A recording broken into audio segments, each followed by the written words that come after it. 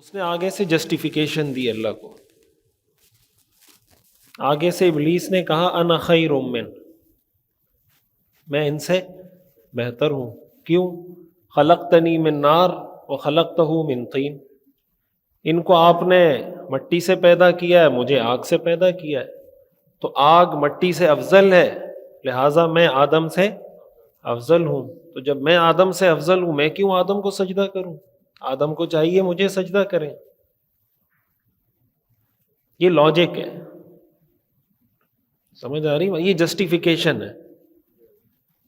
اللہ تعالیٰ نے حکم دیا کہ آدم کو سجدہ کرو، شیطان آگے سے کیا کہہ رہا ہے؟ میں کیوں کروں؟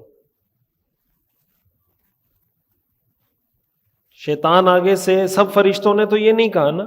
فرشتے بھی کہہ سکتے تھے ہمیں آپ نے نور سے بنایا ہے، ان کو آپ نے مٹی سے بنایا ہے.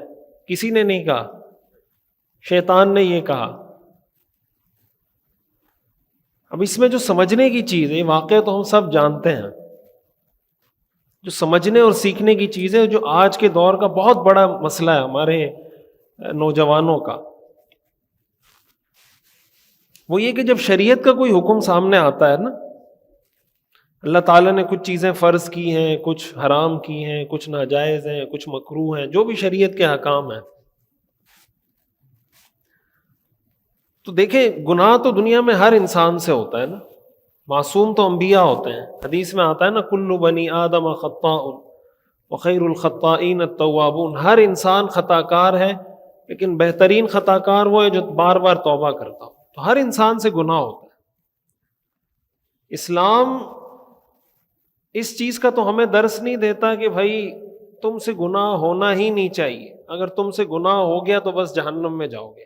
ہاں اسلام یہ کہتا ہے کہ گناہ مت کرو، اگر ہو جائے توبہ کر لو. انہ کان توابا فسبح بحمد ربک واستغفر انہ کان توابا. حدیث شریف میں آتا ہے نا، حدیث قدسی ہے، یا ابن آدم لو بلغت ذنوبک عنان السماء ثم استغفرتنی غفرت لک ولا ابالی.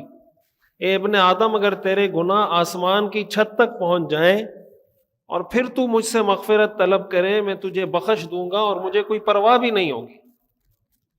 حدیث میں آتا ہے یا ابن آدم لو ان اولکم وآخرکم وانسکم وجنکم قاموا فی صعید واحد فسألونی فأعطیت کل واحد مسألته ما نقص ذلك مما عندي الا كما ينقص المخيط اذا ادخل البحر، کہ تمہارے پہلے تمہارے بعد کے انسان جنات، اللہ فرماتے ہیں سب کسی جگہ پر جمع ہو جائیں اور مجھ سے سوال کریں اور میں سب کی دعاؤں کو قبول کر لوں، تو میری بادشاہت میں اتنی کمی بھی نہیں آتی جتنی کمی کسی سوئی کو سمندر میں ڈبو کر نکالنے سے آتی ہے.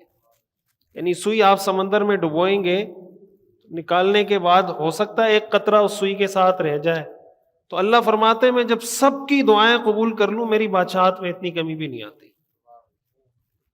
اور ایک حدیث میں، حدیث قدسی ہے کہ لو ان اولکم وآخرکم وانسکم وجنکم کانوا علی اتقى قلب رجل واحد ما زاد ذلك فی ملکی شیئا.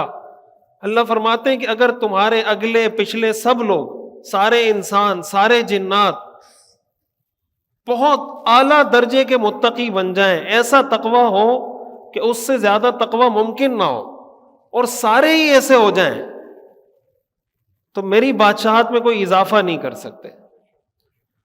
اور لو ان اولکم وآخرکم وانسکم وجنکم کانوا علی افجر قلب رجل واحد منکم ما نقص ذلك من ملکی شیئا. اگر تمہارے اگلے پچھلے انسان جنات سب مل کر دنیا میں اتنے فاسق بن جائیں، سب مل کر، کہ اس سے زیادہ کوئی فاسق نہ ہو سکتا ہو، اور سارے ایسے فاسق بن جائیں، اللہ فرماتے میری بادشاہت میں کوئی کمی نہیں ہو سکتی.